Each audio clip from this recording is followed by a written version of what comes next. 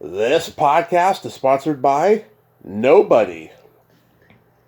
Hey dudes, this is Marsha Dietland, Lucy in Return of the Living Dead 2, and you're listening to Tommy Throwback Kovac on Splat from the Past. They're great to listen to while driving.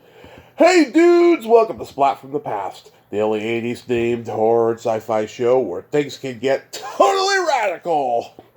Now today, I will be welcoming the man, the myth, the legend, Brian Bremer. Yes, you know him from Pumpkinhead, Silent Night, Deadly Night 5, Society, Spontaneous Combustion, all the horror classics of the 80s and 90s. And I can't wait to have him on today. We've been trying to make this happen since August, and we're finally going to make it happen today. Brian's a fixture on the horror convention circuit. I don't know if he has any offhand that are going to be coming up soon, but I will surely find out. And by the way, he is my 2200th guest. Yes, I say this every fucking milestone episode. When I first started this podcast, I didn't know I was going to get past 10 episodes or even do 10 episodes, but I have gone the extra mile, and he is my 2200th guest today, and I have all the listeners and all the guests to thank for this amazing achievement. Thank all of you for helping me get to 2200 interviews, and it's just going to keep going. 2200 interviews, and I'm just fucking warming up. So yeah, here is my interview with Brian Bremer.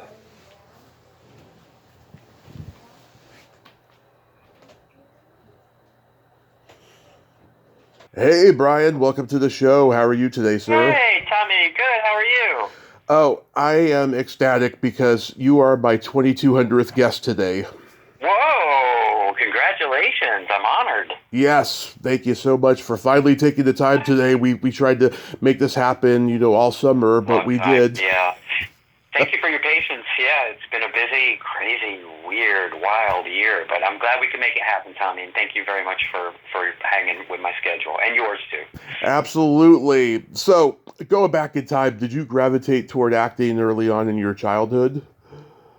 Yeah, I mean, I was always public speaking from the time I was 11 or 12 years old to raise money for the Boy Scouts and in church plays and school plays, and then when I was in junior high school, I that's when I really gravitated to the drama club and kind of found my people there and found something I was good at and just kept going from there. I did plays all through high school. I went to the Southeastern Theater Conference and got a scholarship to go to college, to go to Pepperdine on a full theater and playwriting scholarship. So that's what took me from North Carolina to Los Angeles, and that's where I started doing the movies like Pumpkinhead and Society and all that. So, yeah, but pretty early on, I was always, playing games with my cousins out in the woods. We would play Land of the Lost.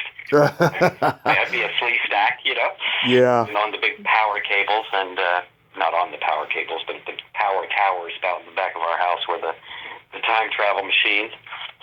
So we were always using our imagination and playing in the woods and playing at rock forts and big, waterfalls. I was lucky I grew up in a really beautiful part of the country. So I guess I've always used my imagination in that way, my cousins and I, and then sort of translated that somehow into a career 40 years later. So Was there any kind of theater scene when you were growing up in North Carolina? Any kind of what scene? A theater scene? Yeah, I was born in North Carolina. My formative years were spent kind of on the border of North and South Carolina. So there wasn't the kind of theater scene that there is in LA or Atlanta or New York, but we did have a really good network for high school theater. We had the Palmetto Drama Association. Mm-hmm. And all the high schools would get together, and there was an annual competition, and you had to kind of try out or audition to go to the competitions. And my friends and I would write plays, and we won awards at PDA, Palmetto Drama Association, and, had amazing times with the kids from the other high schools. We had a really friendly rivalry with a couple of the other high schools, and we're always competing for best drama troupe or best actor. So that was a really good network for us. So there actually was a way back then to find encouragement in the arts. Oh, and then I got to go to the South Carolina Governor's School for the Arts, which is still an excellent program for musicians, for actors, for singers, for dancers, that really encourages you and helps you to kind of chart a path either academically or actually, in a career. So I had good resources and I had good support. My parents were very supportive. Mm-hmm. They were really encouraging when I'd win an acting award or a playwriting award. Of course, all the plays that you write in high school are very dark and dramatic and melodramatic and, all about angst. So I had a lot of that back then.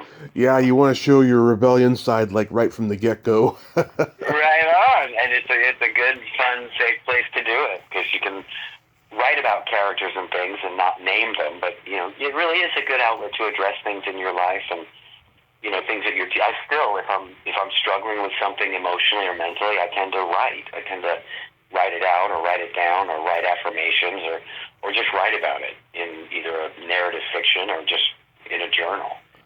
Oh, yeah, that's always a way I could express it. Yeah. It's really helpful. You got to express get it out of your head. Exactly. Take notes. So you attend. Right. So you attended Pepperdine University. Did you study acting there?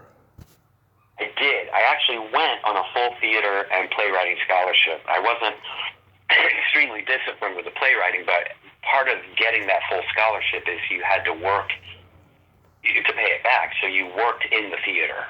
You every single show you had to either be on stage, which you had to audition for, or if you didn't get a part, you had to work crew or work tech or stage manage. So it was actually a really good education because I learned all about the behind the scenes and set building and lighting and stage managing, and I was in a lot. I was actually in a lot of shows. That served me well later in my career too, because I've always been very diversified in what I do in the entertainment industry. And I tell my students now, if you're an actor, be a writer, be a producer, be a camera person, be behind the scenes, like learn everything you can about the industry, and you'll always have some avenue for income. Because as an actor, you're hot or you're cold.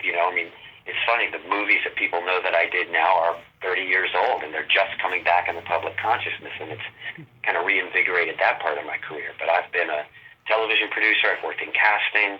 I'm a voice actor now, so that's primarily how I make my living. I fell in love with that. I found it and fell in love with it. But I'll still do films from time to time. But diversifying is so important. So at school, we had to do so many of those things. And I really fell in love with the kind of putting the ingredients to make the play happen. So I work behind the scenes on a lot of independent film now. I like the process, the collaboration of actually creating the project. And so it's an exciting business. And then if you learn everything that you can about it, like I say, there's always a place to go. If you're not getting work in one area, you can go produce, you can go work in casting or go work in the production department. So it served me. Yeah, and it was a good foundation. It was a good foundation at Pepperdine. Of course, it also took me to Los Angeles, which is where I got my first agent, and I started doing the horror movie. So, and that was just a side effect. When I went to get my audition for the scholarships at the Southeastern Theater Conference, you audition, and there's like 40 schools that are there from all over the country. And I didn't know where I was going to go to college before then, and my drama teacher actually suggested to my mom that she'd take me down there. So I did, and I sang Amazing Grace, and I did a monologue from a very angsty teen play. Yeah. And I got like 14 offers for school, and varying degrees of financial help. And Pepperdine was the one that offered the full ride, so my dad was like, well, son, that's where you're going. So I sort of, by happenstance, I ended up in L.A. So it wasn't like I was like, I'm going to L.A. to make my career. That's where school took me. So now, I know you've been asked this a million times, but how did you get cast as Bunt in Pumpkinhead? I auditioned. I was actually in a play at Pepperdine, my first play there, and there was a young lady in the audience who saw me. It was the musical Camelot, and I was playing Mordred. And she came up to me after the show, and she said, I'd like you to come read for our agency. It turns out she was like the receptionist at one of the biggest talent agencies in L.A., so you never know. Yeah. Don't ever discount who you're talking to. Well, she got me in the door, and I auditioned for them, and they signed me. And Pumpkinhead was like one of my first, or like within my first 5 or 10 auditions. And I went to the audition with the casting director, with Billy, got a call back, and ended up in an office complex in Reseda on the second floor at the callback with Stan Winston and all the cast that you see in the movie. Everyone that was there ended up getting cast. And we read the scene for the callback where I'm telling them about everything when we're in the burnout church. And, it was a real spooky, quiet scene. And as I'm reading this, as I'm performing my lines, somebody on the other side of the wall all of a sudden goes, bam, banged on the wall. And it scared everybody so much, and it got us, right in the zone to do the scene. So it really, focused me, and I didn't have any nerves. And I auditioned. So I really just auditioned. I went home, and a couple of weeks later, they called me, and I got the part. And at the time, being so young, I was 20 when we actually did that movie. I look younger, but I was 20. Yeah. And I knew who Stan Winston was a little bit, but I was young and really naive, so I didn't know the breadth at that time of what he had done or what Tobe Hooper had done or any of the directors I worked with. And I remember I got the call that I got the part, and it was that very weekend was the Academy Awards. And I'm sitting there watching the Academy Awards in my apartment with a bunch of guys in Canoga Park. I think we had 7 roommates. Mm-hmm. And all of a sudden, Stan Winston walks across the stage to get his Oscar for Aliens. I'm like, holy shit, you guys, that's the guy. That's the guy. That's the guy. I'm going to be working for that guy. And I called my mom. I'm like, Mom, that guy that just won the award for Best Special Effects, that's Stan Winston. That's the movie. I'm going to be doing a movie with that guy. I was so goofy. Yeah, that's awesome. It was cool, man. It was really cool. It was really cool. But it was just an audition, and then the other movies that I got kind of right after that. A lot of people think one led to the other, but they really didn't. They were all blind auditions. I remember on the set of Society, we were in the second week of shooting, and Brian Yesna came up and said, "Oh, you're that kid from Pumpkinhead, right?" I'm like, "Yeah, that's me." So he didn't hire me because of that. I read and I got that part kind of independently, but he was kind of excited to know. So he liked the movie, so that was a good thing.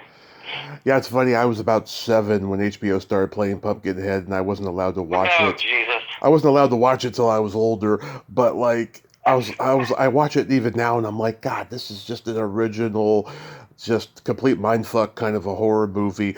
And what I like about your character, Bunt, he's like a character you'd see in Deliverance, Right, yeah. He's just the local little redneck kid, who's on the lookout, just like that kid in Deliverance. Yeah. He's smart too. I liked it because he was a smart kid, and I knew him.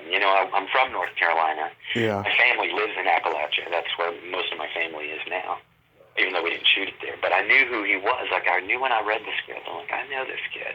I know kids like this kid, so it was an easy role for me to play. Thank you for saying that, Tommy. I appreciate it. Of course. The movie does stand up. I got to see it in Asheville. God bless Asheville right now, man. In a screening last year with about 150 people that showed up for that, and that was the first time I'd actually seen it in 30 years with an audience. Because, it came out in the theater the year it was made, or the year after it was made. It was only in the theaters for a couple of weeks. And the De Laurentiis group went bankrupt, the movie got pulled, and it wasn't until HBO started showing it several years later that it kind of came into the public consciousness. So, I'd see it with friends or see it on video, see it with a couple of friends late at night, but I got to see it with an audience again. Yeah. The first time in 30 years. And Tommy, amazing. They reacted exactly like the audience in the theater 30 years before had. Wow. Every moment, in every place. The screams were in the same place, the tears when the kid dies. And I thought to myself, wow, this movie really does stand up as a really good piece of cinema storytelling. Well, again, that's Stan Winston, when you got a wizard like him, at the helm and stuff, it's going to turn out amazing. Yeah, and it did, and it stands up, and I'm so happy that people know it, and that people, will come up and talk to me about it, and it blows my mind. I never would have imagined that all these years later it would still be being discovered by young kids like you. Yeah. It's funny. And the cool thing about it is it's always there. No matter what happens to me, I'll eventually, fade to ash like everybody does. But the movie's there. It's there forever, and I'm 20 years old forever in that movie. So. Yeah, I've talked to Carrie Remsen and Jeff East and Jandy Swanson, who was one of the Wallace girls with Bionic. Yeah, I mean, it seemed like everybody got along okay, and they embraced the cult success of this movie. Yeah. Were you One of just? these days, I'm hoping that one of the conventions will do a reunion. They keep threatening. Yeah. You know, Pumpkinhead. It's definitely a cult classic. It definitely is, and it's in the zeitgeist. It's not one of the pillars of the big three like Nightmare on Elm Street, Scream, Friday the 13th. But the fans that are there for it are super passionate about it. So I'm hoping that, you know, Spooky or one of these places will do a big reunion. People keep threatening to. I got to do a show with Lance, and that was very cool because I hadn't seen him in a long time. You must have been in awe of him when you worked with him. Yeah, you know, it's funny because when you're on set, yes, I mean, he's an amazing actor. And he made it easy to act with him because he didn't act like he was really anything but another character in the movie. So he's just such a good actor. And it's funny, when I saw him all those years later, we just fell right back into the repartee that you have when you're on set. And I imagine it would be that way if I see anybody from the movie again. It was like no time had passed. He made it very easy on set. We all got along really well. It was all about the work. And it was just such an easy world to fall into because Stan created a complete, fully fleshed out world. You know, the Wallace's cabin, the burnout church, the environments were real, and also, you know, it's a practical monster. So Pumpkinhead is there; he's in the scene. It's not. I don't know how people do it today when it's a blue screen. And I guess it's just acting, right? But it was so great to have everything real and in front of you. It made it so much easier to immerse yourself in that world, just get lost. I remember even when the cameras weren't rolling, we all would just sit around and feel like we were on location too, so we were away from everything. We were on location for about 2 or 3 weeks. Mm-hmm. So that helps to insulate you as well. You're my third guest from Society. I've talked to Devin. I've talked to Brian Usna. I almost spent 2 hours with Brian. I asked him maybe 4 questions the entire time. He loves to talk, that guy. He does love to talk, I know. I got to talk to him not too long ago. Somebody wanted to have some Society folks at a convention, and I called him up, and we reconnected. He's a great guy. He's a good friend. I consider him a good friend. I'm glad you talked to him. Yes, he loves to talk. Yeah. makes it easy to be on the phone with him because he does all the talking. Yeah, it's a very underrated commentary on LA's elite culture and class. It's very meta that way. I like Society. It's another underrated one. So that was a lot of fun to do too. Yeah, we had a blast on that. It's always fun to play a monster and to play a monster from a human, perspective. And we got to shoot in these great locations, these really rich big old mansions in Malibu, and then a lot of the work was on the studio as well. The effects were great. Screaming Mad George is just insane. One of the sweetest guys you'll ever meet. And it's so funny. People ask me all the time, like, what we thought when we read the script. And it is interesting because the script wasn't super, super clear about that last scene, like exactly what that was going to be. And that seems to be the scene that, like, gets everybody like, oh, my God. People ask me, well, what is the movie about? And I always say, look, it's a twisted 90210. Yeah. That's it. You just go watch it and you tell me what you think. And the reaction is either, oh my God, I love this movie, or what the was that? Yeah. But like that last scene, it was just described if I remember in the screenplay, it just said the rich feed on the poor. That was all. And so when we walked onto the sound stage and we saw the massive prosthetic that had been built for the scene, I think that's when we were like, whoa. This is really strange and interesting. It was a lot of fun. Billy Warlock was great. Everybody on it. I honestly never had a bad. It's funny. Mm-hmm. I've done a lot of movies since then. I'll do a movie every couple of years because if someone asks me to audition for something, I don't turn it down for sure. And I've been around long enough that sometimes people will. Sometimes, not all the time, but sometimes people invite me. I just did a movie recently that was great fun called Slasher Nurse. I did that with Felissa Rose, and that's coming out next year. Oh, good. Felissa's awesome. Yeah, I love her. But I never did. It's funny. So I've done big studio movies. I've done a lot of Tyler Perry comedies and things like that. Mm-hmm. I've had varying degrees of experience on those sets. I never had a bad experience on the indie horror films that I did back then, or the ones that I've done recently. Oh, that's good. Such an amazing community. And the indie horror scene now reminds me so much of what was going on in the 80s and early 90s in LA. It's very similar as far as the makeup of the people, the enthusiasm, the passion, the creativity. Because when you're working with these limited budgets, but you've got to come up with something that's just spectacular, that's where like the pioneer filmmaking really comes in. Right. The innovation really comes in. So yeah, I love the genre. I do too. Now, Spontaneous Combustion. Yeah, I've talked to Dae Young from it. She's awesome. Oh wow. Yeah. So, did Toby Hooper see you with like Pumpkinhead or Society and say, "I want that guy"? Was it one of those situations? No, it was another blind audition. It was pretty. They all happened in a pretty rapid succession.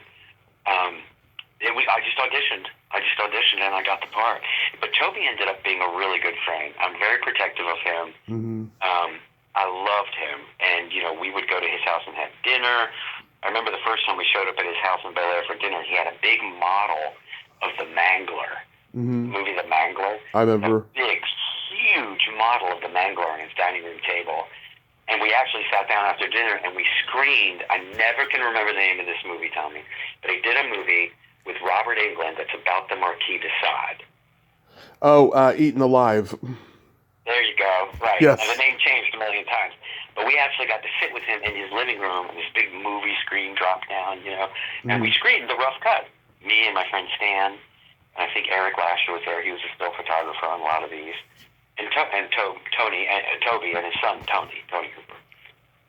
Yeah. I remember screening it and watching it, and afterwards, Toby goes, "So what'd you think?" And we're like, we're sitting in Toby Hooper's living room, watching a rough cut of his movie, and we're like, "It's great, man. It's great. This whole thing is great." He was such a good director and such a sweet guy. And what's funny? If you're familiar with his work, he's got a really distinct style. And you can tell a Toby Hooper movie. There's a movie that's on the slate for next year that we're in talks to do, and it's a tribute, in a way, to his style in the original Texas Chainsaw Massacre. And I am so excited about it because I understand his style, and I'm a big fan of his work and him as a person. So I'm interested to see how these guys, these filmmakers who also are fans of his, actually sort of capture. Because he's really specific, Yeah. Texas Chainsaw Massacre, The Life Force, Poltergeist. Poltergeist. Yeah. Yeah. Right. You can tell hands down that is a Toby Hooper movie. Yeah. If you're familiar with his work, so yeah. Man. Did you get to meet Brad Dourif? Oh yeah. I got to have juice with him in his trailer, and we didn't work together, obviously, because in the movie I'm his father, and we die long before he grows up. But I got to be there with him a couple of days on set, and he was really generous and invited me into his trailer. He had a refrigerator full of juiced stuff. Yeah. And we drank juice and just talked, and he was really easy to hang out with and a really sweet guy. God. Funny, years later, last year, I did Scarefest. Yeah. And I got to stand, my little booth was next to Fiona Durham's booth. And I have a picture of me and Brad and Stacey Edwards on set, and it's from Spontaneous Combustion that a fan gave me. So I took it out. I'm like, "Hey, Fiona, check this out. It's me and your dad, like way before you were even born." And she goes, "Oh my God, we joke about that movie all the time at our house." Yeah. In like a good way, like about people blowing up and stuff. So it's just funny how things come around, and she's very sweet too. She's really, really. The whole family's awesome. Yeah, he should have won the Academy Award for One Flew Over the Cuckoo's Nest. I agree. I love George Burns, but George Burns was playing George Burns in the Sunshine Boys. It should have been Brad Dourif to win that. I agree with you. He was so good, and he got to work with Jimmy Cagney on his last movie, Ragtime. It's just Brad's amazing. He's an amazing person. I actually got to see him recently. We've been watching Murder, She Wrote on the streaming channel, and he's in an episode of Murder, She Wrote as this crazy Southern preacher. Yeah. It's like the Halloween episode, and Dee Wallace is in it. Yeah. He's in it. I think Karen Black is in it. Like all of the and somebody else. Like yeah. And I watched this episode of Murder, She Wrote. I'm like, why am I not in that? I worked with every one of those people, and I was in LA at the time, but I don't think I ever auditioned for an episode of Murder, She Wrote. Yeah, she put Angela Lansbury would put like 4 to 6 big stars in there, including ones that she worked with, early on in her career in Hollywood, like Van Johnson or somebody. Yeah. Yeah, it's a great show to watch because she's got all these old Hollywood stars on there, and then she'll have people who are pretty current. The Halloween episode's really fun. Dee Wallace plays the sister of a witch. It's like an old Salem or something. It's so cute. I love Dee. So funny. I love Dee. She's so funny. She is a sweetheart. Oh my God, she is a wonderful human being. Now you were on the. Brian's just saying everybody's a wonderful human being, but these people really are. I mean, horror actors and horror fans are the nicest people that you're ever going to meet, for the most part. I know I've heard horror stories or whatever, but I also understand what it means to sit on the other side of that table, though, and sometimes I think people are just freaked out by it. And, the celebrities a lot of times are more freaked out than the fans are, so I kind of get it. Now, you were on the short-lived sitcom TV 101. You know, it's funny. I have a vague recollection. Lord. I have a vague recollection of this show, but I have met a lot of people in the last few years who actually love that sitcom and wish it had gone 5 years. Yeah. I have too. It's so weird, man. I actually did a show in Canada, and there was a guy there who was a big fan of TV 101. That really shocked me.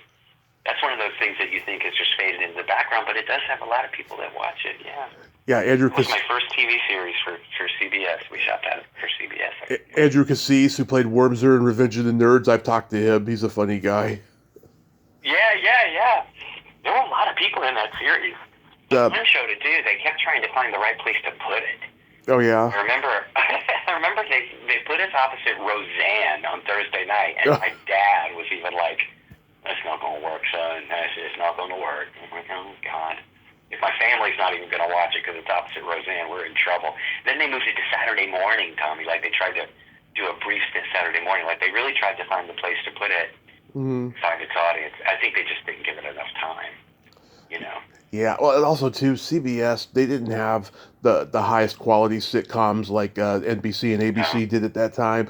It was a weird time for CBS, Yeah, that's very true. How about Silent Night, Deadly Night 5, The Toy Maker? How about it? Yeah. You know what's funny? Sorry, I am just getting over a respiratory thing, man. Stuff's going around. I get it, yeah. When I go to the conventions, people come for Pumpkinhead probably in the most numbers, but very close behind is Silent Night 5. And it's funny because, that just amazes me too. I mean, it was an amazing experience. I got to work with Mickey Rooney. That was Brian Yuznigan, really. Brian didn't direct it, but he was responsible for getting me cast in it. That is a situation where he did cast me because he'd worked with me before. He was an executive producer on it. Martin Catrosa was the director, but Brian's kind of all over it. But the producers also have a creative input. They have a creative hand if they're creative producers like him. That was a great experience, man. I got to work with Screaming Mad George again. I got the whole body, armor get up that they had to put me in. That was so cool. Yeah. And then I got to play, again, a non-human character who's a murderer, but who is coming from a place of being hurt and wanting and longing. So it was really fun to those are the kind of roles that are so much fun for an actor to lose themselves in. Yeah. And I don't care about the budget. I don't care how campy you think it is or how silly. That is just fun for an actor to do. And I got to see that one again recently. Have you ever seen the others? Yeah, I have now. Yeah. I hadn't for a long time, and people kept talking about them so much. So I've seen all of them in their entirety, or at least bits of them. So I know the progression, and I know they get weirder and weirder and weirder and further away from the story. I gotta say, and I mean this sincerely, you were the scariest killer out of all of them, and I'll tell you why. Hey, thanks, man. Yeah, because you have this offbeat look to you, whereas Robert Brian Wilson and Eric Friedman, they're just these, handsome, studly-looking guys that just, look like they have a little bit of an off-kilter thing about them. But you were just straight-up scary. I think you were perfect for this one. Thanks, man. I appreciate that. Yeah. I had a lot of fun playing Pino. That was really fun. I really got into that. I journaled on set, like in character. That's very unusual for me to do, but I stayed in character like the entire time, so it was a lot of fun. And you gotta tell me about Mickey Rooney. Did he give you any advice? Did he mentor you? No, he did. He also invited me into his trailer, where he and his manager were watching his appearance on either like David Letterman from the night before. They were like watching it, like doing a play-by-play on how he did in the interview and how it went down. That was fascinating. Mickey was great. I mean, the most, again, he's an actor. Yeah. My God, he'd been around since the early 1930s. Yeah. With MGM, with Judy Garland, the man who was a legend. And but to go show up on set and work with him, you're just working with an actor. And he treated you really, really well. The most interesting thing about him, other than his, like, they had to take out a big insurance policy on him for the movie, obviously, and it was a low-budget movie, so it was a huge insurance policy. And he used to like to fuck with the first AD. Yeah. They had a big catwalk built. When we run down into the basement is actually on the first floor of the studio. And we ran down from a suspended catwalk down some stairs that were built from a catwalk. And the catwalk would kind of sway back and forth, you know? And so he'd go, watch this, and he'd tap dance on the catwalk, and the whole catwalk would start swaying, and the poor first AD would run up from down below with his clipboard, you know, going, Mr. Mooney, could you stop that, please? Yeah. So he was a joker. But the thing I took away most, that was most interesting about him to me, is he had a photographic memory. Yeah. So he didn't like to rehearse. And he would say, give me the scene, and the script he would hand him the sides, the little piece of the script. He'd look at it, put it down, and go, all right, let's go. And he was spot on. He didn't miss a word. He felt like with film, it was a spontaneous medium as opposed to theater where you rehearse and you rehearse. Yeah. That in film, it's about behavior, and you would capture things in those fresh first takes that as you repeated them would become stale or they wouldn't become as spontaneous or fresh. So he liked to just look at, now I can't do that. I don't have a photographic memory. But I don't like to rehearse a whole lot. I do my work. Yeah. I do my work as an actor before I show up. I know my lines. I know what I'm going to do. I make the choices. And then I love for the director to roll on the rehearsal because you never know. Things just happen. And you can't always get those little behavioral moments back. So that was the one thing I took away from him. And now there are a lot of actors that don't feel that way. A lot of actors who really want to rehearse and they want to get real specific, and I see the value in that too. And there have been some shows that I've done where I've done that. It just depends on the show, but I took that from him, and you just let these things happen kind of spontaneously, and if you're in that moment, it comes across as very authentic. So anyway. Clint, I got a ton. I mean, we could talk for 2 hours about my Mickey Rooney stories, but I will bore you to tears. Clint Howard's in there, too. He's a sweet guy. Yeah. I didn't even realize he was in the movie till years later because we never worked together. I mean, I remember from when I saw it, but I was at a convention again, and he was at the same convention, and he actually came up to me and said, hey, we're in this movie together. And he's a very, very sweet guy. Yeah. I'm not too familiar with this one, but I know a few people who were involved in it. Test Tube Teens from the year 2000. Right on. That was a lot of fun. I got to work with Morgan Fairchild. That actually turned out to be my mother's favorite movie of all the movies I did. Really? She must be very open-minded. Yeah, very. Well, when we made the movie, like if you see a copy of the movie now, it went through a lot of different name changes. I think most recently was Virgin Hunters or something like that. Yeah. But when we made the movie, it was really an innocent little teen comedy. And, you know, I got to do almost like sketch comedy level acting in it, which was super, super fun. After they made the movie, they decided, it was Paramount that made it, and they decided they were going to sell it to, I think it was Cinemax or Cinemax After Dark. Yeah. They went in after the fact and they cut in all this like soft-core porn of like topless women in showers. None of that was in the script. There's one scene where you see Chris Wolf and I kind of in a doorway like looking like, oh my God, what are we seeing? Yeah. And I think it was completely out of context. It was just we were looking at a time machine or something. Mm-hmm. But the reverse shot on it in the final cut is these women in the shower just soaping up. And so, oh my God. It actually ended up on my IMDb page for a little while, and I had to call them and say, you have to take this down. Children are going to my IMDb page. You have to. I don't know who put this up, but you have to. Is Michelle naked in it? Michelle Matheson? No, She is not. I've had her on. She's a sweetheart. I remember. Yeah. Yeah, wow, you're bringing up a lot of good memories, Tommy. Yeah, she was Deanna Lynn's daughter too. I met her at one of her last conventions. Yeah. So did you leave acting for a while? No, I never really did. I started a musical group in Los Angeles and really was focused on that for a lot of years. And we played out in L.A. We did really well. We were getting a following going. And there came a point where we just decided to leave L.A. Mm-hmm. So the entire musical group packed up, and with about 6 followers that came with us, there were like band support, merchandising, and people like that. We actually relocated to Atlanta to play the Olympics in '96. And I just ended up staying. We played the Olympics, then the band broke up. I stayed, and I got into production and casting and post-production. Worked for a talent agency for a long time, putting actors on tape. I kind of decided to step away from in front of the camera, but I opened a theater company at the same time, a sketch comedy company with some friends. So we had that for 15 years, and it was in that time that I discovered voice acting. And really started having a good, lucrative career in voice acting and kind of never looked back. There's so much I love about acting for the microphone. It's very different from on-camera acting. Oh, yeah, and you could do it anywhere, too. You can. There was a time when you had to be in LA to do animation, but that's changed now. There's still some things that you need to do in LA. I booked the Walking Dead video game, and they actually brought me to San Francisco to record that.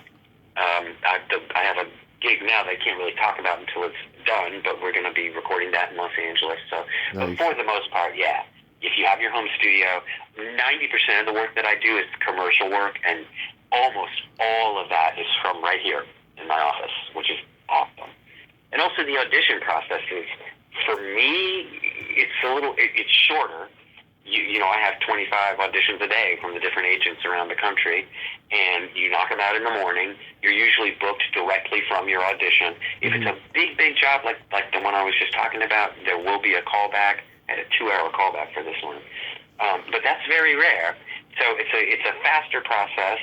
It doesn't matter how old I am or what I look like. It only matters what I sound like. It's not easier. A lot of people think that getting into voice acting just means you have to have a particular type of voice, and it's acting. It's 100% creating a believable moment in an imaginary situation, and the challenge is there are no other actors there. There's no set. You rarely get any kind of input or feedback.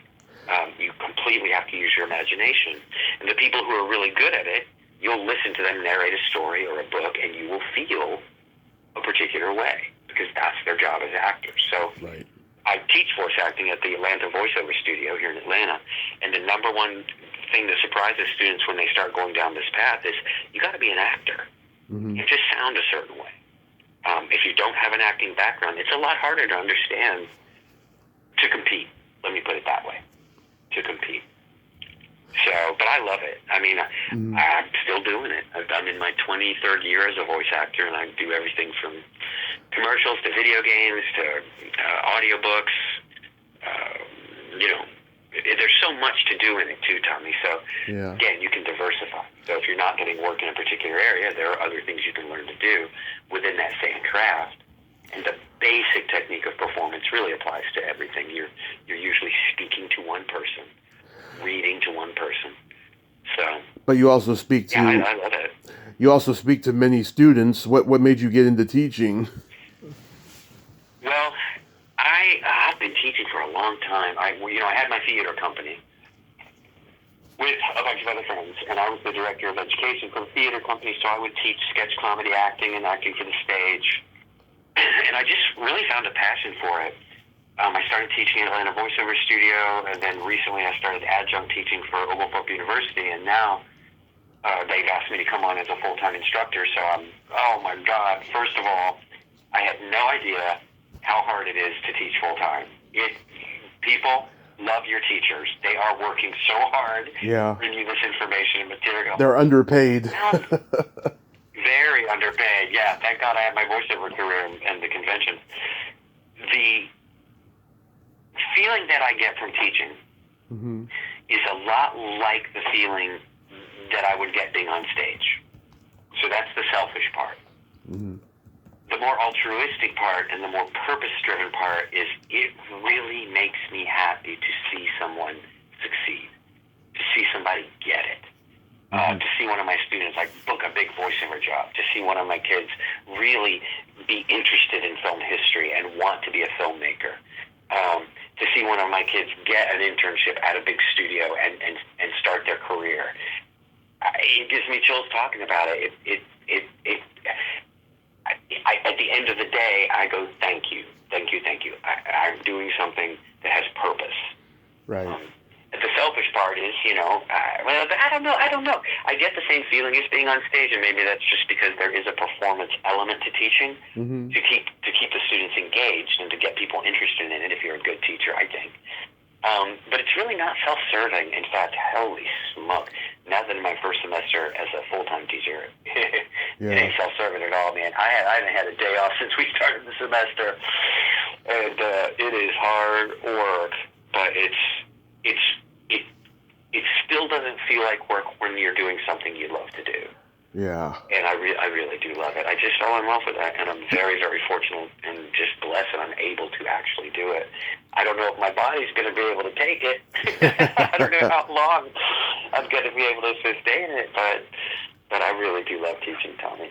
Thanks for asking about that. That's awesome. Yeah, it sounds like you have a coexistent thing where you get satisfaction teaching as much as you do acting and doing voiceover work. Yeah, I really do. I honestly do. It's funny that you bring that up because I actually was thinking that very thing just yesterday. I was driving home from the college and I thought, this is very satisfying. I mean, I think it every time a class goes well. And it's funny because, now teaching full time, there are days when classes do not go well. Mm-hmm. There are days when you don't feel like you've reached a single person in that classroom, and that's very frustrating. Mm-hmm. And what I find I do is I try to reverse engineer and figure out, well, what did I do? What can I do differently? How can I reach this particular sect of students? And that's kind of fun to figure that out too. You just can't give up. You can't give up on a student. Yeah. What I realized I had that happen the other day. I have to give my students the benefit of the doubt. I don't know where they're coming from. I know about them. I know a lot about them. But I don't know what kind of day they've had. I don't know what they're dealing with at home. This generation that's in college right now, this is a scary world for them. Oh, yeah. There's such a desensitized man. It's a scary world for all of us. But if you think about what they've grown up with, it's a challenging time. And to motivate them to be involved and to show them that they can make a change and that there are ways they can make a change and they just have to focus on those things and let go of what feels too big or beyond their control and, take one bite at a time. Right. So I give my students a lot of grace, and, I actually had an outburst in class the other day because I was so mad because people were not paying attention to the screening and they were on their phones. And I actually apologized to the class the next class. I said, I let things get under my skin, and I just want to tell you guys that wasn't fair to you. I appreciate you guys showing up and paying attention today, and you do need to do that, but, Hopefully the principal won't catch wind. The provost. And hey, you know what? We're all human, man. That's what I told my students. Look, we're all human. So how long have you been doing the cons, and what's the craziest thing anyone's ever asked you to sign? Oh boy. About 2 years, I guess. Mm-hmm. It was I think I'm in my second year. I'm on a little hiatus from those because of the semester, obviously. Oh, okay. It's hard to do that and teach full time. Until next summer. We are having a screening, though, of Slasher Nurse in Hampton, Virginia. That's going to be February 8th. You can find them on socials and online, and Felicia's going to be there, and I'll be there. Mm-hmm. I really enjoy them, though. I mean, there's nothing like meeting the fans. It's a lot of travel. It's a lot of work. Right. But the stories that people have told me have just been life-changing. And anytime you get to talk to somebody who actually, like talking to you, like my work, you appreciate my work, you're really, really sweet, Tommy. I appreciate you. Oh, I appreciate that, Brian. Thank you. Yeah, man. Really, it means a lot. There's no doing it without you guys. And it's funny, when I make an independent horror now, I know the audience. Mm-hmm. In theater, you get to meet your audience right after the show a lot of times. In film, you never meet your audience. So the best thing about the cons to me is I know the audience now. I know who I'm doing this for. I know who I'm telling the story for. And people give me all kinds of stuff, man. And this one beautiful lady made me an incredible table. Somebody turned me into a Lego figure with me and Pumpkinhead.